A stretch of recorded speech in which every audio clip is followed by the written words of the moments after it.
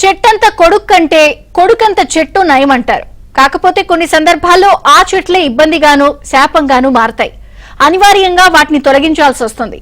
తిరుమలగిరులపై కూడా అటవీ శాఖ అధికారులు ఇప్పుడు అదే పనిచేస్తున్నారు.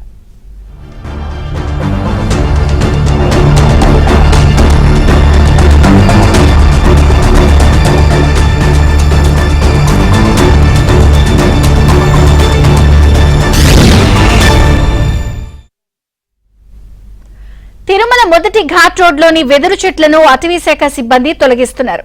గత కొద్ది రోజులుగా ఘాట్ రోడ్లో ఉన్న వెదురు చెట్లను తొలగించే ప్రక్రియను అటవీ సిబ్బంది వేగవంతం చేశారు. ఏపుగా ఘాట్ రోడ్డుకు ఆనుకుని ఎదిగిన వెదురు చెట్లను ఫారెస్ట్ విభాగం అధికారులు తొలగించడానికి గల కారణాలేంటో తెలుసుకోవాలి అంటే వాజ్ ది స్పాట్లైట్.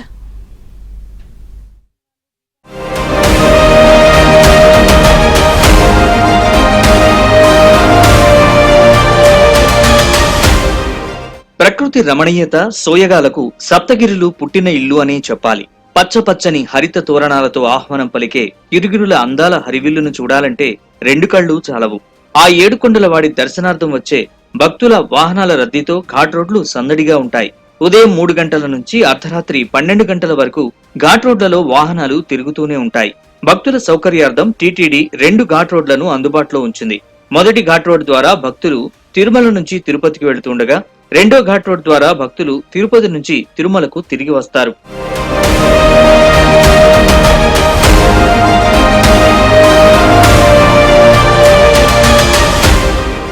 తిరుమల మొదటి ఘాట్ రోడ్డును 1944లో నిర్మించగా రెండవ ఘాట్ రోడ్డును టీటీడీ 1974 సంవత్సరంలో భక్తులకు అందుబాటులోకి తెచ్చింది.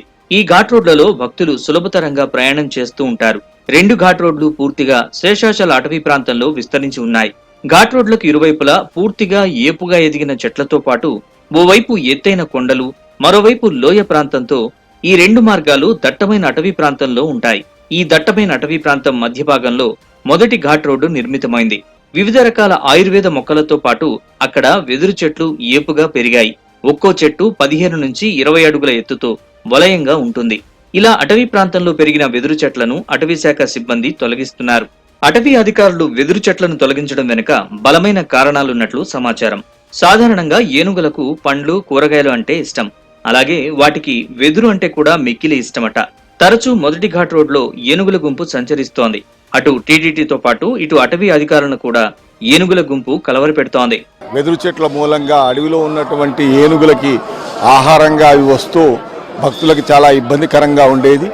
దీనిని ఇప్పుడు వచ్చినటువంటి టీటీడీ కొత్త బోర్డు వాళ్ళు చక్కగా ఆ చెట్లను వెదురు చెట్లను తీయటం మూలంగా భక్తులకు ఎటువంటి అసౌకర్యం లేకుండా ఏనుగులు కూడా అడవిలో ఏమీ దొరకకపోతే ఇక్కడ ఉన్నటువంటి వెదురు చెట్ల గురించి వచ్చి జనాలకు ఇబ్బంది చేసేవి. ఇప్పుడు తీసుకున్నటువంటి ఈ బోర్డుకి మేము అందరం కూడా ప్రత్యేక ధన్యవాదాలు చేస్తున్నాం. గత కొద్ది సంవత్సరాలుగా ఏనుగులు, వాటి పరివారం కేవలం అటవీ ప్రాంతంలో నీరు లేక రోడ్లపైకి వచ్చేవని అందరూ అనుకున్నారు. కానీ ఫారెస్ట్ అధికారుల అధ్యయనంలో మరో ఆశ్చర్యకరమైన అంశం వెలుగులోకి వచ్చింది. ఏనుగుల గుంపు నీటి కోసం కాకుండా శేషాచలంలో ఏపుగా పెరిగిన వెదురు చెట్ల కోసం వస్తున్నాయని, వాటిని తినేందుకు అవి ఘాట్ రోడ్డు వైపుకి పరుగులు తీస్తున్నాయని అధికారులు అర్థం చేసుకున్నారు. దాంతో వెదురు చెట్లు ఘాట్ రోడ్డుపై సమస్యగా మారాయని అధికారులు గుర్తించగలిగారు. వాటిని అక్కడి నుంచి తొలగిస్తే చాలా వరకు ఏనుగుల బెడద నుంచి బయటపడొచ్చని అధికారులు అంచనాకొచ్చారు.